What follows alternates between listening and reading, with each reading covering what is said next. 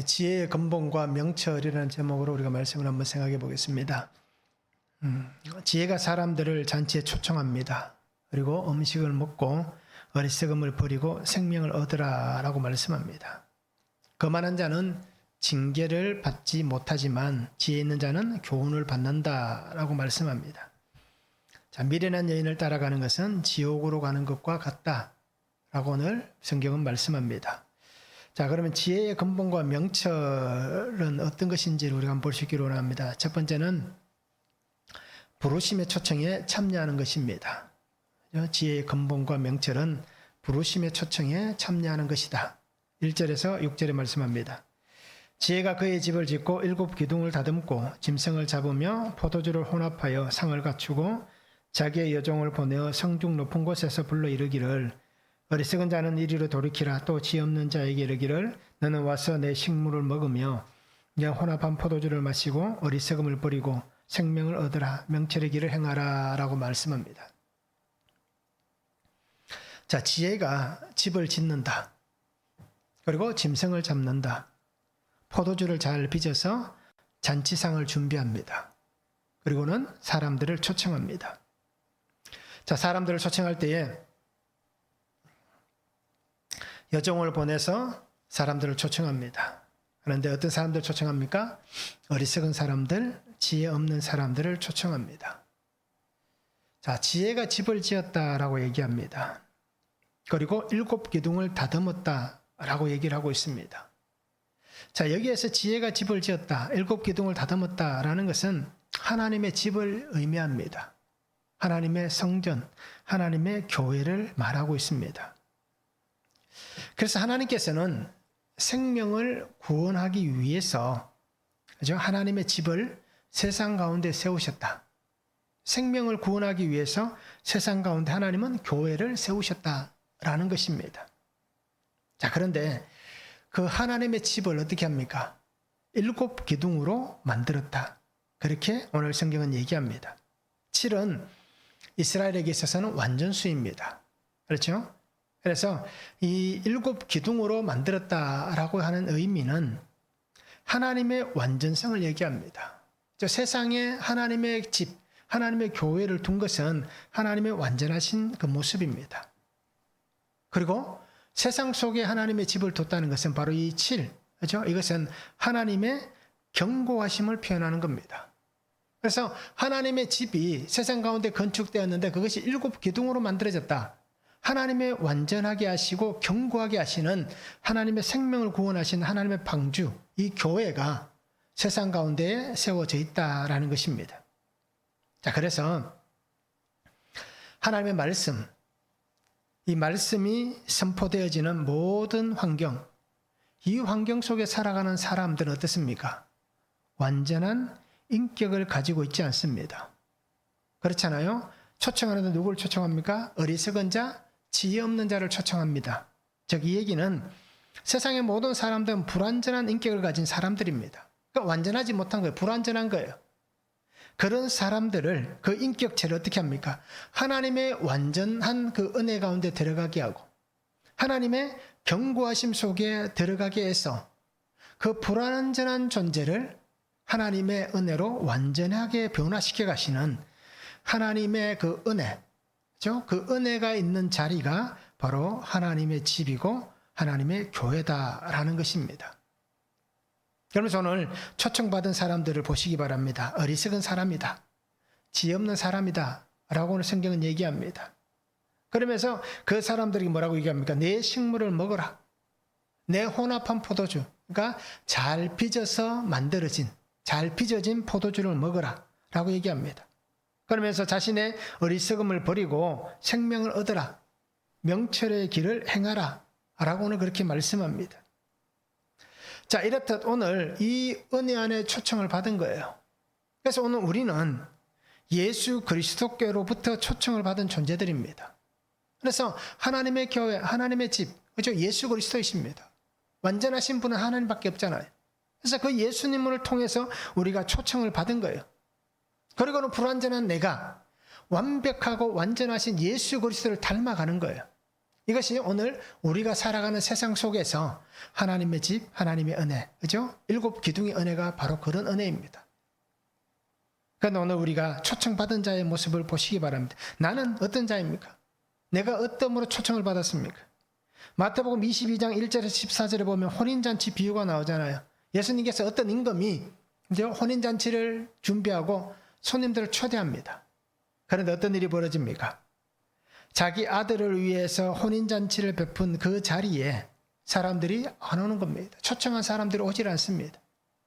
그래서 9절에 보면 뭐라고 얘기합니까? 네 거리 길에 가서 사람을 만나는 대로 혼인잔치에 청하여 오라 라고 얘기합니다. 종도를 보내서 길거리마다 다니면서 사람들을 무작위로 다 그들을 초청해서 이 혼인잔치에 들어오게 만들라고 얘기합니다.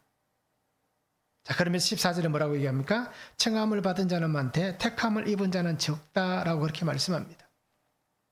그리고 오늘 우리가 말씀을 잘 보시기 바랍니다.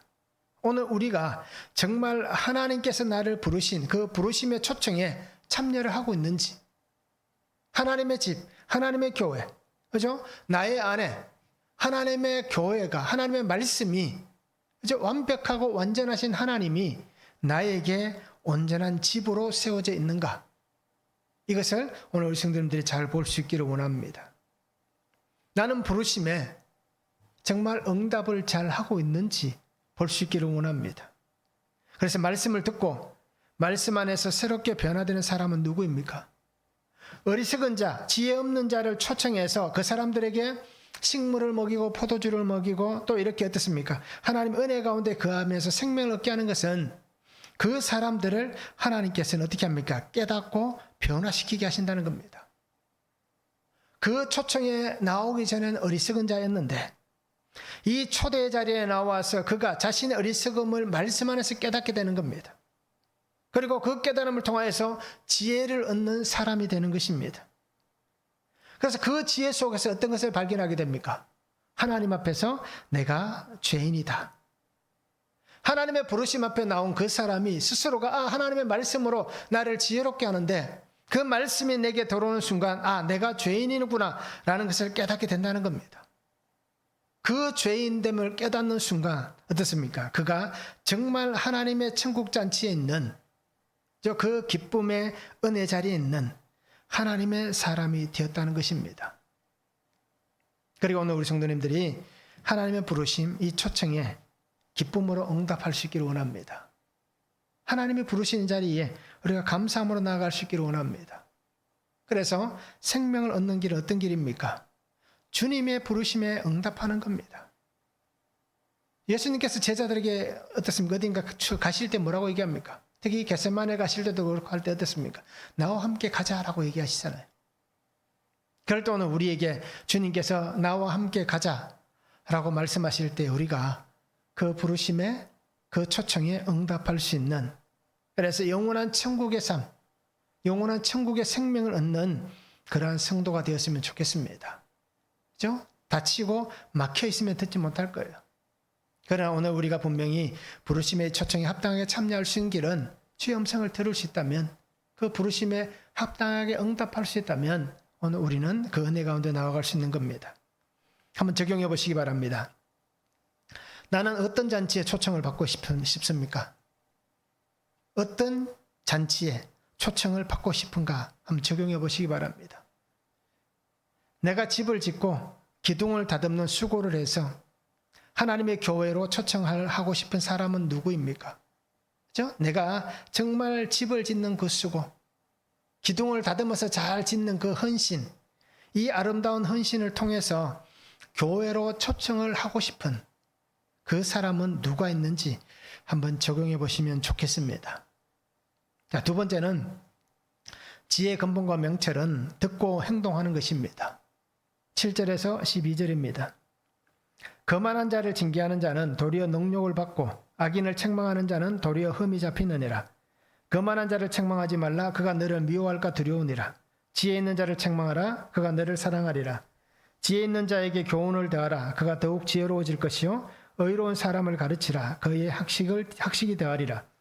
여호와를 경외하는 것이 지혜의 근본이요 거룩하신 자를 아는 것이 명철이니라. 나 지혜로 말미암아 내 날이 많아질 것이요 내 생명의 해가 내게 더하리라. 내가 만일 지혜로우면 그 지혜가 내게 유익할 것이나 내가 만일 거만하면 너 홀로 해를 당하리라 말씀합니다. 자, 솔로몬은 다시 한번 얘기하잖아요. 10절에 여호와를 경외하는 것이 지혜의 근본이요 거룩하신 자를 아는 것이 명철이다 라고 그렇게 오늘 또 말씀을 합니다.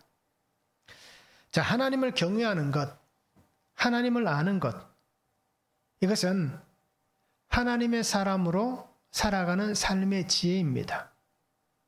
오늘 우리가 지혜롭게 산다, 내가 믿음 안에 살고 있다, 하나님의 은혜 안에 살아가고 있다 라고 얘기하는 성도는 하나님을 경외하는 사람입니다. 그리고 하나님을 아는 것입니다. 하나님을 알지도 못하고 하나님을 경외하지도 않으면서 내가 지혜로운 삶을 살고 있다 라고 얘기할 수가 없는 것입니다. 자, 사람들은 어떻습니까? 정말 하나님을 경외하고 하나님을 아는 이 지혜를 가지고 살아갑니까? 아니면 어떻게 살아갑니까? 아마 대부분 사람들은 이렇게 살 거예요.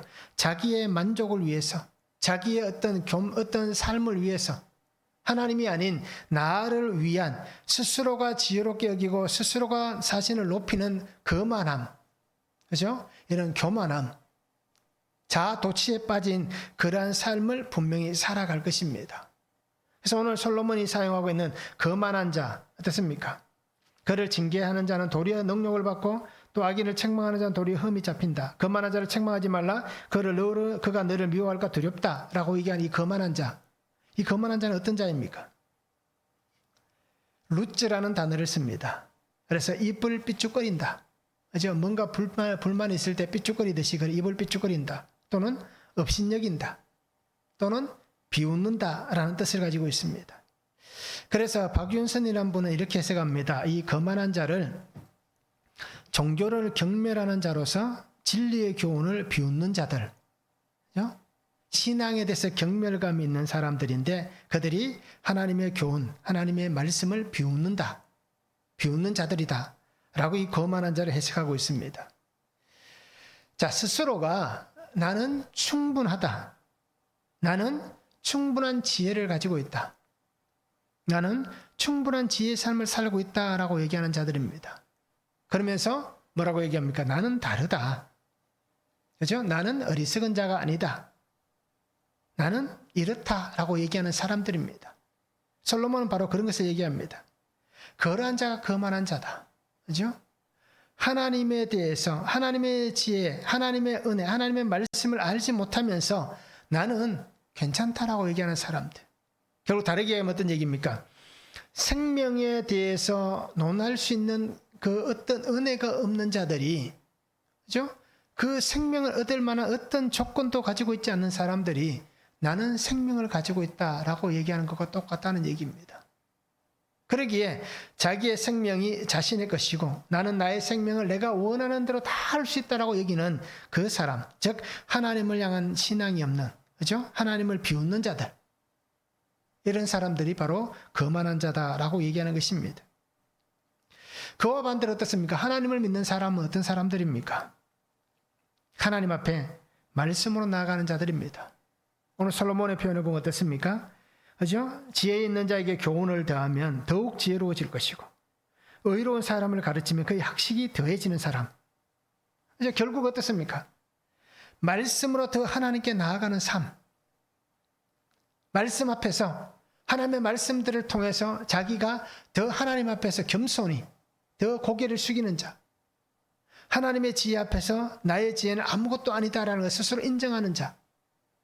하나님 앞에서 자신을 돌아볼 수 있는 그 사람이 바로 하나님의 이 지혜 가운데 사는 사람이다라는 것입니다. 그러기에 말씀의 역사하신 은혜를 따라가는 우리의 삶이 되면 좋겠습니다. 나는 그저 내가 원하는 길을 가고 내가 즐기는 삶을 살고 나의 만족을 위해서 걸어가는 인생이 아니라 하나님이 나를 온전하게 하시는 그 하나님의 길로 인도하실 때에 하나님 앞에서 우리 성도님들이 말씀만 붙잡고 말씀이 인도하시는 그 길을 순종하며 걸어가는 삶이 되었으면 좋겠습니다. 그런데 미련한 자는 어떻게 합니까? 말씀의 길을 무시할 거예요. 더 무시할 겁니다.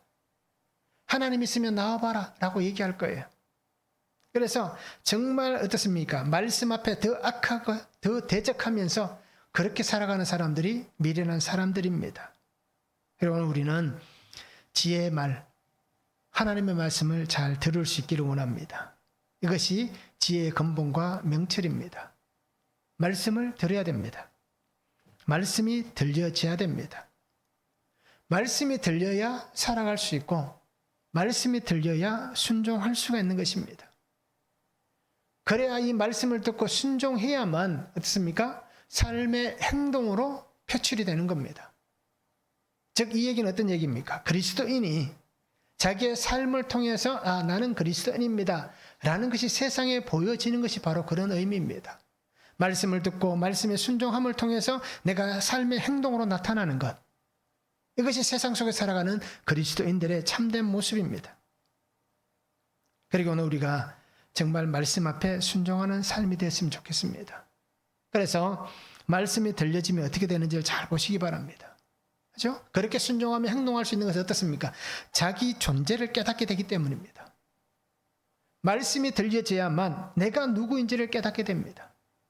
내가 누구인지 깨닫게 되는 것은 무엇 때문에 깨닫습니까? 예수님께서 나를 위해서 죽으셨다는 것. 그 십자가가 어떤 십자가인지 깨닫게 되는 것입니다.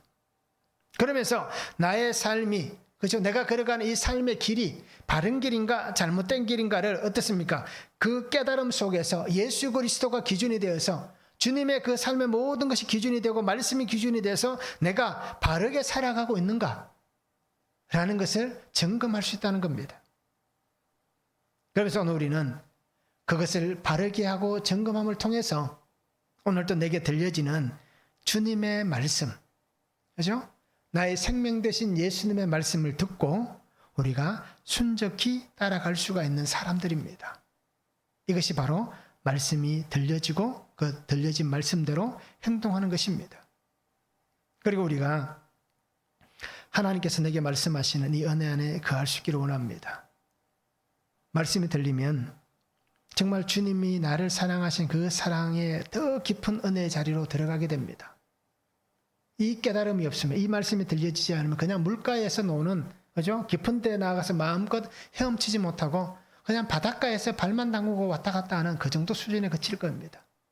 그런데 정말 그 은혜, 구속사의 말씀이 들려지고 깨달아지면 깊은 바다 속에 들어가서도 평안하게 헤엄을 치며, 그죠? 즐겁게 그 물놀이를 즐길 수 있는 그러한 삶이 될 수 있는 겁니다. 이것이 더 깊은 은혜의 자리로 나아가는 인생이 되는 겁니다. 그리고 오늘 성도님들이 그 사랑을 값없이 받았기에, 그죠? 또 이 값없이 받은 사랑을 또 값없이 나눌 수 있는 삶이 되려면 먼저 내가 듣고 행동할 수 있는 그러한 성도가 되면 참 좋겠습니다. 한번 적용해 보시기 바랍니다. 나는 지혜로운 사람입니까? 아니면 나는 거만한 사람입니까?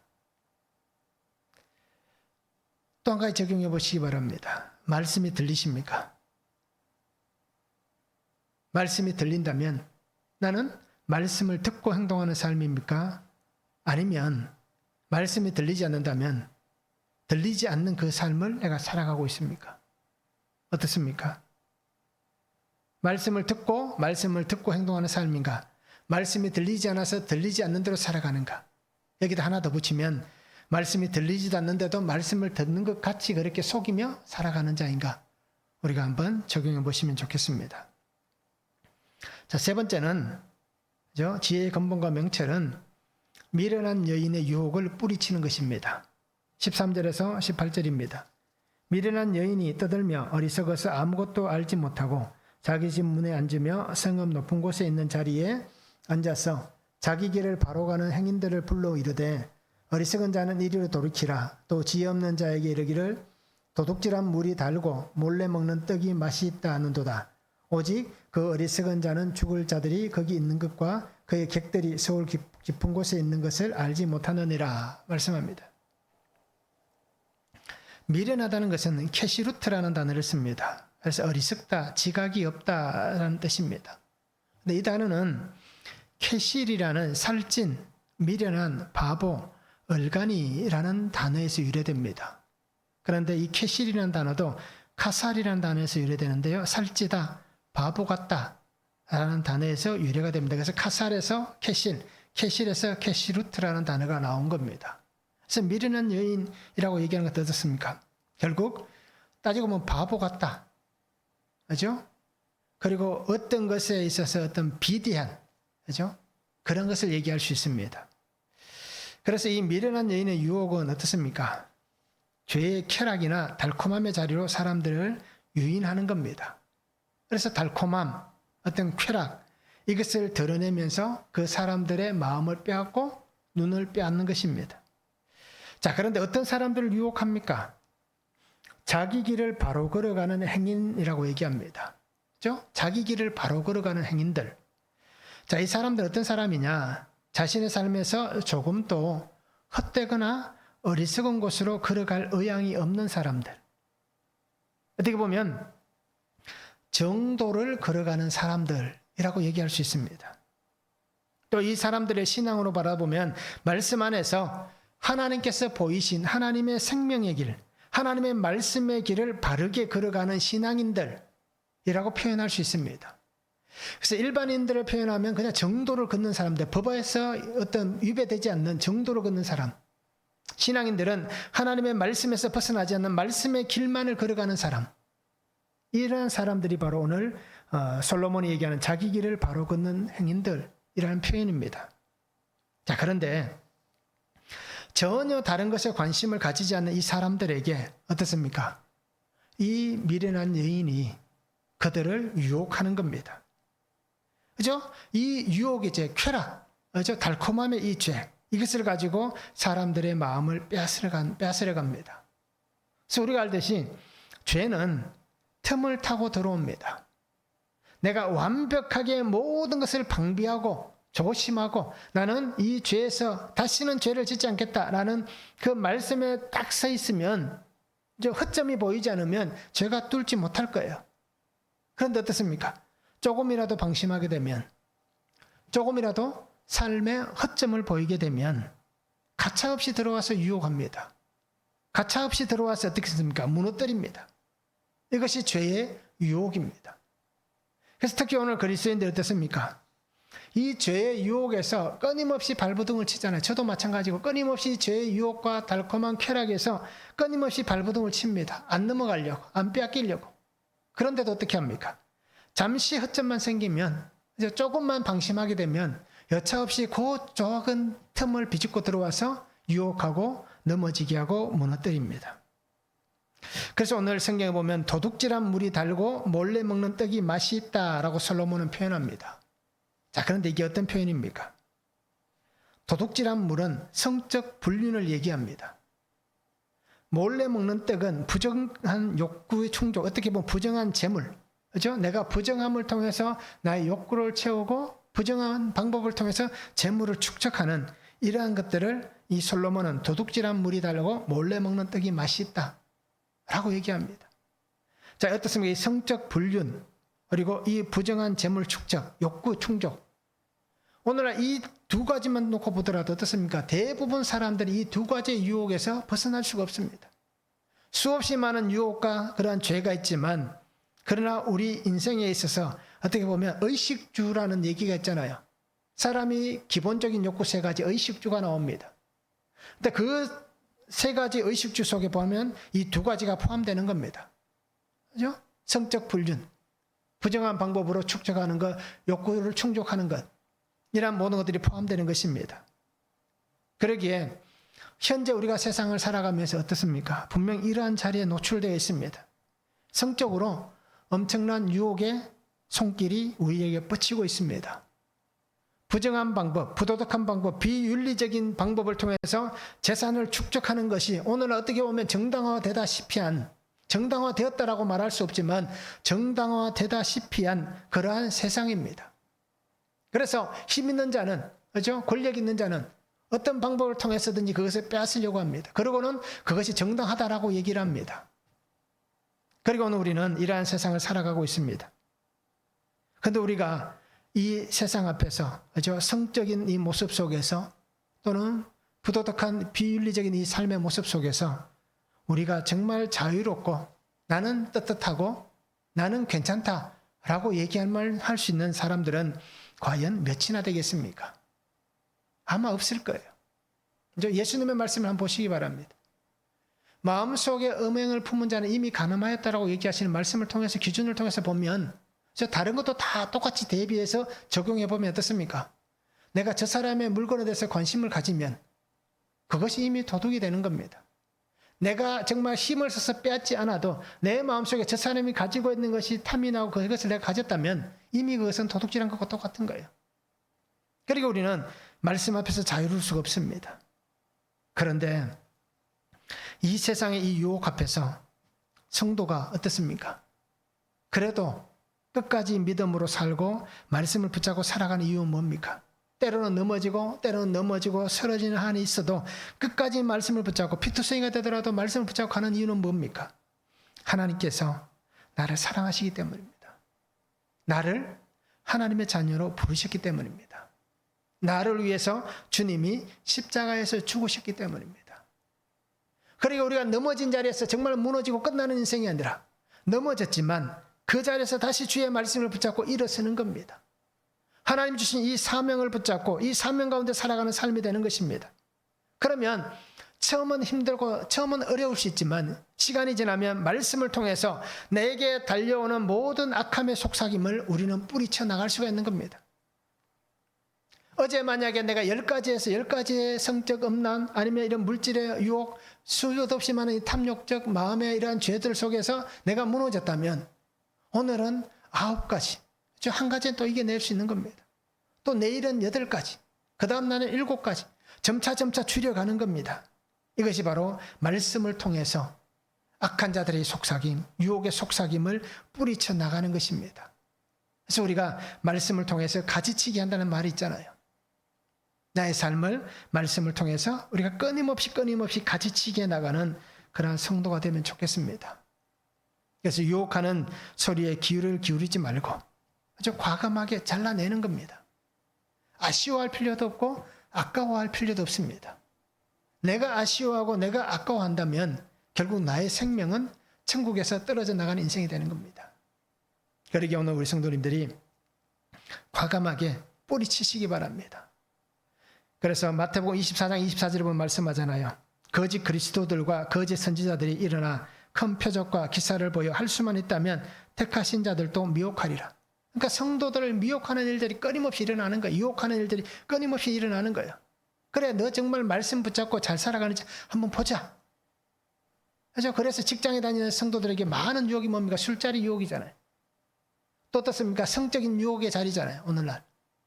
그리고 우리 성도님들이 이러한 유혹 속에서 세상 가운데 살면서 말씀을 통해서 뿌리칠 수 있는 끊어낼 수 있는 나는 하나님으로 인해서 그것을 할 수 없습니다라고 손을 털고 일어날 수 있는 그런 믿음이 우리 안에 있었으면 좋겠습니다. 세상의 환경에서 살아가는 삶입니다. 그러기에 더욱 말씀의 파수꾼을 세우시고 말씀으로 깨어있는 이러한 삶이 되었으면 좋겠습니다. 한번 적용해 보시기 바랍니다. 나에게 달콤한 세상의 유혹은 무엇입니까? 내게 어떤 달콤한 세상의 유혹이 있습니까? 한번 적용해 보시기 바랍니다. 나는 말씀 묵상과 취미 생활 중 무엇이 더 기다려집니까? 어떻습니까? 말씀을 묵상하는 시간, 취미 생활하는 시간, 이 중에 어떤 것이 더 기다려집니까? 한번 적용해 보시면 좋겠습니다. 나의 어리석음과 미련함 때문에 생겨나는 사건들이 있습니다. 나를 위해 거룩의 집을 지으시는 하나님 앞에서 정말 완전한 신앙의 삶을 살아갈 수 있기를 원합니다. 그래서 하나님을 경외함을 통하여서 예수 그리스도의 십자가 생명에 정인된 그러한 정인된 삶을 살아갈 수 있기를 원합니다. 그래서 하나님께서 보이신 이 말씀, 생명, 하나님 안에서 믿음으로 삶의 길을 걸어가면서 정말 흔들리지 않는 그러한 견고한 하나님의 완전하심, 하나님의 견고하심을 닮아가는 그렇게 거룩함을 닮은 복된 성도들이 될 수 있기를 주님의 이름으로 축원합니다. 한국의